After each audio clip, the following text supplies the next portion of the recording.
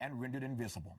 The fact that 1% of the nation's richest individuals control 42% of the nation's wealth is, to me, a stunning revelation in the wake of a recession.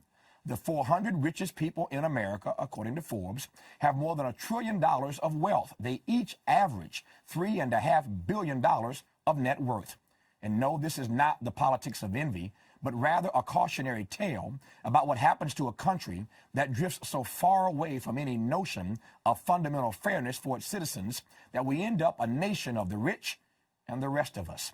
Poverty threatens our democracy, a democracy with a deficit dilemma that the poor are not responsible for, yet they pay the price. There are nearly 150 million poor and near poor people in America who are not responsible for the damage done by the Great Recession. Nearly 1/3 of the American middle class, mostly families with children, have now fallen into poverty.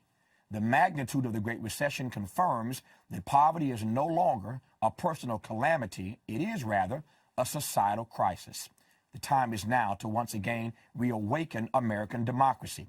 It's time for a righteous indignation against the fleecing of America's poor, given the indifference toward the poor that has infected our social, political, and economic discourse. In short, it's time to make poverty a priority. Where there is no hope for the future, there is no power in the present.